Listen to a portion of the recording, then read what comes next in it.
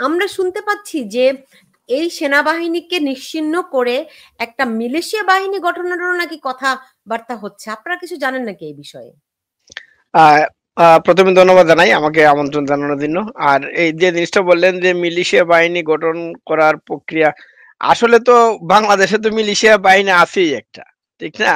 তো আছে বলতে আপনি 5ই আগস্টের আগের 2 মাস যদি দেখেন এবং পরবর্তী 12 মাস, 13, 14 মাস যদি দেখেন, বাংলাদেশটা তো এখন আসলে এই দিন আমাদের যে তথাকথিত সেনাবাহিনী আছে, তথাকথিত সেনাবাহিনী তো শুধুমাত্র নামই আছে। মূলত দেশ কিন্তু পরিচালিত হচ্ছে আপনার এই দেন হিজবুতি বলেন আর জামাতি বলেন আর এনসিপি বলেন, তাদের সমন্বিত ক্যাডার বাহিনী তো দেশ চালাচ্ছে। তাদের হাতেই তো আপনার আইন শৃঙ্খলা কিন্তু আইন শৃঙ্খলা কিন্তু তারাই কিন্তু নিয়ন্ত্রণ করছে বাংলাদেশে। তো আমি বলব যে আপনি যেটা আমাকে জিজ্ঞেস করলেন যে মিলিশিয়া বাহিনী গঠনের প্রক্রিয়া, আমি বলব যে বাংলাদেশ তো এদের পরিচালিত মিলিশিয়াদের মাধ্যমেই পরিচালিত হচ্ছে। মানে বাংলাদেশ অলরেডি এই যে হিজবুতি মিলিশিয়া বা এনসিপি মিলিশিয়াদের মাধ্যমেই দেশ পরিচালিত হচ্ছে।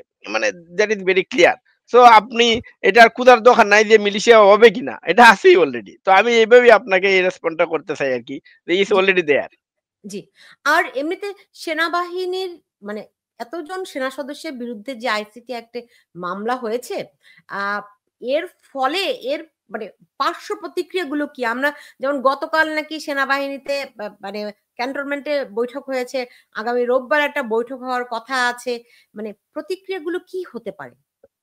আমি একটা জিনিস বলি দেখেন, আপনি যদি গত ১৪ মাসের প্রতিক্রিয়াগুলা দেখেন সেনাবাহিনীর তরফ থেকে, সেনাবাহিনীর প্রধান একবার কি বললেন?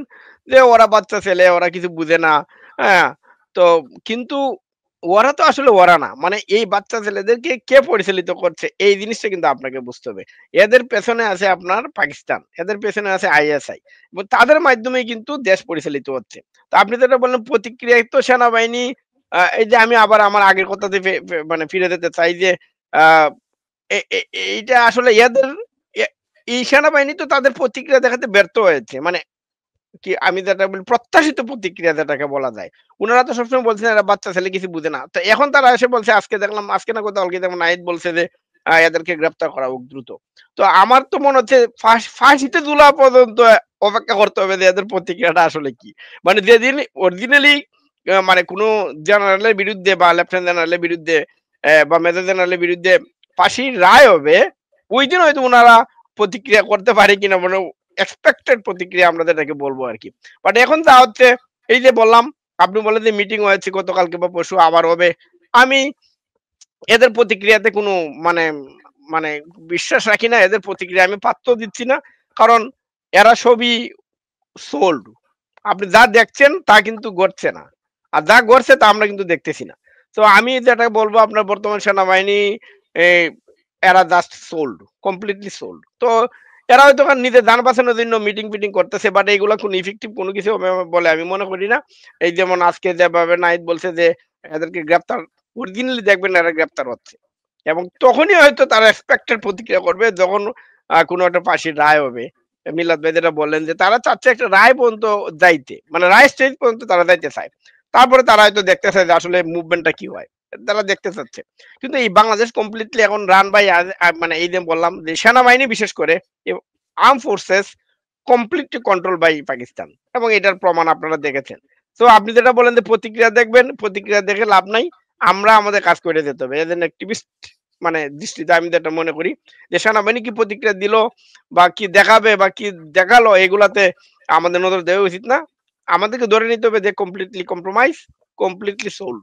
তো এদের প্রতিক্রিয়া আমাদের কিছু যায় আসে না। আমি আমি এইভাবে আপনাকে মানে আপনার প্রশ্নের জবাবটা দিতে চাই আরকি আসলে। তাহলে আপনারা এজ এ অ্যাক্টিভিস্ট আপনারা কি করছেন বা কি করবেন বা পরিকল্পনাটা কি? এই যে এর অ্যাক্টিভিটি এই যে আপনার সাথে কথা বলছি এটা আমার অ্যাক্টিভিজমের একটা পার্ট মনে করেন। এবং আমাদের কাজ মানে এজ এ অ্যাক্টিভিস্ট আমার পার্সোনাল আমি যদি আমার কাজ মানে এজ এ পারসন সুশান্ত আমি যদি বলি, আমার কাজ হলো এডুকেট করা মানুষকে। মানে কি ঘটছে জিনিসগুলা বলা, বুঝানো, বলানো। যেমন আপনি দেখবেন আমি কিন্তু বলছি আমি মনে হয় ১ম এ বলছি যে বলছিলাম যে ৫ জন উপদেষ্টা একদম বাই নাম্বারিং ৫ জন উপদেষ্টা জননেত্রী শেখ হাসিনার সাথে কথা বলছে, তারা যোগাযোগ রাখতেছে এবং তারা চাচ্ছে যে মানে নেত্রীকে বুঝাইতে যে আমি আসলে আমরা আসলে আপনারই লোক। হ্যাঁ? আপনি কি চান বলেন, হ্যাঁ? আমরা ভুল হচ্ছে। তো এই জিনিসটা কিন্তু পরবর্তীতে আপনি দেখবেন যে ১ম দিকে অনেকে বলছিল যে আমি হয়তো মানে দাপ্পা মারতেছি। ঠিক আছে? পরে কিন্তু দেখছেন এদের মুখ থেকে কিন্তু কথাগুলো আসছে। এখন এদের মধ্যে এখন দ্বিধাদ্বন্দ্ব শুরু হয়ে গেছে যে কে আসলে নেত্রীর সাথে যোগাযোগ করছে, কে করে নাই। তো আমার কাজ হলো তথ্যগুলো দেওয়া, মানুষকে বলা। ১ম দিকে মানুষ নিতে পারে না। হ্যাঁ, লজ্জাজনক। পরে কিন্তু আস্তে, আস্তে কিন্তু নিচ্ছে। এবং এটা কিন্তু এখন মোটামুটি সবাই জানে যে উপদেষ্টারা নেত্রীর সাথে যোগাযোগ করতেছে এবং তারা হাত পায়ে ধরে মাপ চাচ্ছে এবং বলতেছে যে আমি কিন্তু আপনার লোক, আমি আছি, আপনি বলেন কিভাবে কি চান। এবং দেখবেন ভেরি সুন আপনি হয়তো কল রেকর্ড গুলো হয়তো বের হয়ে যাবে। অপেক্ষা করেন। তো আমার কাজ হলো এদিন অ্যাক্টিভিটি দৃষ্টিতে কি ঘটছে, অরিজিনালি কি ঘটছে এটা বলা। আমি যতটুকু জানি, অনেকে তো অনেক কিছু জানে না। তো না জানার ফলে কিন্তু মানুষ ভুল করে। তো আমার কাজ হলো মানুষকে জানানো, বলানো এবং বলা। এবং এই যে আপনার সাথে কথা বলা এটাও একটা পার্ট। তা আমরা বসে নাই। দা এবং অনেকে বলে কি, অনেকেই বলে যে আপনাদের কাছ থেকে অনেক বেশি গুজব আসে কিংবা আপনাদের কাছ থেকে তথ্যগুলি কিংবা ঘটনাক্রম এমন ভাবে প্রকাশিত হয়ে যায় যে অনেক সময় অনেক কিছু বাস্তবায়ন করা সম্ভব হয় না। এইটা আমি আপনাকে বলি। মানে রাজনীতি মিল্লাত ভাই আমার চেয়ে ভালো বলতে পারবে যেহেতু মিল্লাত ভাই, রাজনীতি কিন্তু ঘরে বসে করার মতো জিনিস না। মানে আপনি আমাদের অনেক সিনিয়র নেতৃবৃন্দ আছেন তারা দেখবেন টু শব্দ করে না। তাদের তাদের ফিলোসফি হলো যে আমরা লুকাইয়া করবো সবকিছু। কিন্তু পলিটিক্স লুকাইয়া হয় না। পলিটিক্স আপনাকে বলতে হবে, বুঝাইতে হবে কি। এবং আর আমরা কিন্তু এই যে গুপ্ত রাজনীতি তো করি না। আওয়ামী লীগ যা করে বলে কয়ে মানে আগেই বলেই করে। আমরা লুকায়ে কোনো কিছু করি না। ঠিক না? তো আপনি যেটা বললেন যে বাস্তবায়ন করা সম্ভব হয় না। তো obviously আমরা ধরেন কিছু, কিছু বিষয় বলার জন্য বলতে হয়। বলতে হয় কেন? কারণ আমরা বলে কয়েই করি। আমরা ওই গুপ্ত রাজনীতি করি না। আর রাজনীতিতে ঘরে বসে কিছু রাজনীতি হয় না। আমাদের কিছু পলিটিশিয়ান আছে তারা মনে করে যে আমি টু শব্দ করব না। আমি বলি এটাকে বলে মানে আমাদের সিলেটের ল্যাঙ্গুয়েজে বলে আরকি। শব্দটা হলো গুপসি রাজনীতি। মানে ঘরে বসে রাজনীতি। মহিলাদের মতো রাজনীতি। মানে তুই খালি খানাখানি রাজনীতি। কিন্তু আওয়ামী লীগ খানাখানি রাজনীতিতে পছন্দ করে না। আওয়ামী লীগ যা করে স্ট্রেইট ফরওয়ার্ড। আমাদের লুকানোর তো কিছু নাই। আমি একটা মিছিল করবো, আমি বলেই করবো। ওর অসুবিধা কি? ইয়েস, অমুক দিন আমাদের মিছিল আছে, অমুক দিন আমাদের এই প্রোগ্রাম আছে, অমুক দিন আমরা এই দেয়াল লিখন করবো। What is the problem? আমি লুকাই কেন করব? মানে কিন্তু আমাদের কিছু নেতা কিন্তু এই পলিসি মেনটেন করে। তারা মনে করে যে আমি টু শব্দ করবো না, শুধু খানাখানি করব। এই মিল্লাত কি অবস্থা, কেমন আছো ভাই? এই কিন্তু ওপেন ওপেন আসবে না। ঠিক আছে? That is our main problem. আমরা কিন্তু জানি ভাই, আপনি গত ১৪ মাসের ইতিহাস দেখেন। এই যে মিল্লাত ভাই আসছেন কথা বলতেছেন, উনি একজন এমপি ছিলেন, জেলা আওয়ামী লীগের টপ নেতা ছিলেন, কেন্দ্রীয় ওতে ছিলেন। তো উনি তো আসতেছেন কথা বলতেছেন। কিন্তু উনার সমসাময়িক অনেক নেতা কিন্তু আছে। তারা কিন্তু কোথাও দেখবেন না। কিন্তু আপনি কি জানেন তাদের ফোন কিন্তু বন্ধ হয় না। কানাকানি শুধু। এই অমুক এইটা বলছে, তমুক এইটা বলছে। কিন্তু তাদেরকে বলেন আপনি প্রোগ্রামে ডাকেন আসবে না। কেন আসবে না জানেন? কারণ তার ব্যবসা আছে দেশে। কারণ আপনার প্রোগ্রাম আসলে তার ব্যবসা নিয়ে টান পড়বে। সো এই গুপ্তি রাজনীতি আওয়ামী লীগ করে না। আওয়ামী লীগ যা করে স্ট্রেইট ফরওয়ার্ড। আমরা বলে কই করি। লুকানোর কিছু নাই। আমরা তো শিবির না। এই যে সাদেক কায়েম একসময় দেখছিলাম যে ওই ছাত্রলীগের মিছিল করে। তো আমরা তো এইটা না। আমরা যা করি তা করি। ঠিক আছে? লুকানোর কিছু নাই। তো আপনি যেটা বললেন যে আমাদের কারণে অনেক কিছু ফাঁস হয়ে যায়। আরে বাবা আমি তো রাজনীতি করি। রাজনীতিবিদদের কাজ তো লুকাই রাখা না কোনো কিছু। রাজনীতিদের কাজ হলো বলা এবং আমরা বলে কই করি। Simple policy. মানে এই যে কানাকানি রাজনীতি করি না আমরা। মানে আওয়ামী লীগ বিশ্বাস করে না। জি, ইয়েস, আমাদের কিছু নেতৃবৃন্দ আছে যারা এটা বিশ্বাস করে কানাকানি রাজনীতি। আমি মনে করি তাদেরকে এটা থেকে বের হয়ে আসা উচিত। জি, জি। প্রফেসর হাবিবে মিল্লাত, এই যে কানাকানির রাজনীতি, তারাও তো আওয়ামী লীগই করে। তারা তো আর ভিন্ন কিছু করে না। আ সেইটার সঙ্গে যে মানে আওয়ামী লীগ কেন গত ১-১.৫ বছরেও সেই অর্থে ঘুরে দাঁড়াতে পারল না? কিংবা এখনো তারা তাদের যে শক্তির কথা ভাবা হয়, সেটি আমরা দেখতে পেলাম না কেন? প্রথমত এই ৭৬ বছর বয়সে এসে আওয়ামী লীগ দেখতে পেল বিরোধী দল হিসাবে আওয়ামী লীগ সবচেয়ে শক্তিশালী, এটা প্রচারিত এবং সকলেই বিশ্বাস করেন।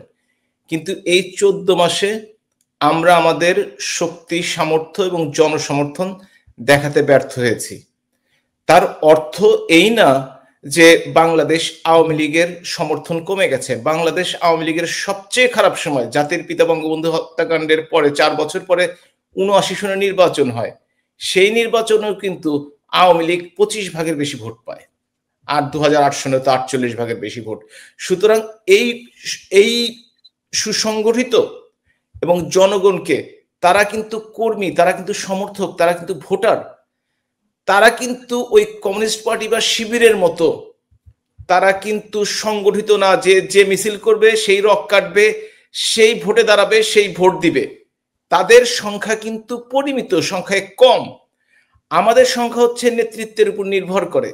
আমাদের 121 জন এমপিকে গ্রেপ্তার করা হয়েছে। একজন নুরুল মজিদ হুমায়ুন, উনি তো হাত করা অবস্থায়, কি অবস্থায় বিছানায় মারা গেছেন, আল্লাহ তার রুহের মাগফিরাত কামনা করি, কি অবস্থায় মারা গেছে সেটা তো দেখেছেন আপনারা। বাকি 120 জনের মধ্যে 7 জনকে প্রাইমারি জামিনে আছেন, আর বাকি 113 জন, 15 জন মহিলা সহ তারা জেলে আছেন। তারা কিন্তু নেতা, তারা কিন্তু নেতৃত্ব দিতে পারছেন না। দেশের বাইরে হাজার খানেক 1200-1500 লোক আছে আওয়ামী লীগের নেতৃবৃন্দ, কিন্তু পুরো দেশের নেতৃত্ব কিন্তু দেশে আছে, কিন্তু তারা ঘর ছাড়া। সেদিন পাওলো কাসাগা আমাকে বললো যে কমপক্ষে 15 মিলিয়ন অর্থাৎ 1.5 কোটি আওয়ামী লীগ নেতাকর্মী ইন্টারনালি ডিসপ্লেসড, অর্থাৎ দেশের মধ্যেই তারা ঘর ছাড়া হয়ে পড়ে আছে। তাদেরকে সংগঠিত হওয়ার কোনো সুযোগ দেওয়া হচ্ছে না, এবং প্রকাশ্য নেতৃত্বের সত্যিকার অর্থে বিরাট একটি অভাব রয়েছে বাংলাদেশে এই মুহূর্তে। প্রকাশ্য নেতৃত্বের কথা বলছি। আমরা জননেত্রী শেখ হাসিনার প্রতি আস্থাশীল, কিন্তু 71-এর সময়, মহান মুক্তিযুদ্ধের সময় বঙ্গবন্ধুর জেলে থাকা অবস্থায় তার সহযোগীরা যেভাবে দলটাকে গুছিয়ে নিয়েছিলেন, যেভাবে মুক্তিযুদ্ধ পরিচালনা করেছেন, যেভাবে সকলের সাথে যোগাযোগ করেছেন, সেটি জননেত্রী শেখ হাসিনা দিল্লিতে থাকা অবস্থায়ও তার যারা সহকর্মীরা আছেন, সমালোচনা হতে পারে, কিন্তু তারা সেভাবে দলকে পরিচালনা করতে সমর্থ এখন পর্যন্ত হন নাই। আরেকটি কথা হচ্ছে, বাস্তবতার বাইরে আমাদের কোনোভাবেই যাওয়া যাবে না।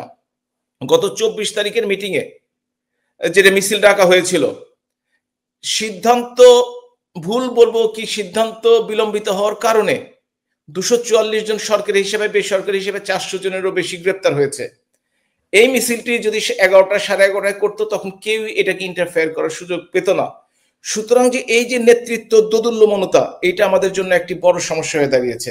আর দ্বিতীয় হচ্ছে, বাস্তবতার কারণেই কিছু কিছু জিনিস অবশ্যই সংগঠিত করতে হবে এবং একটা নির্দিষ্ট সময় পর্যন্ত অপেক্ষা করতে হবে সেটা ডিক্লেয়ার করার জন্য।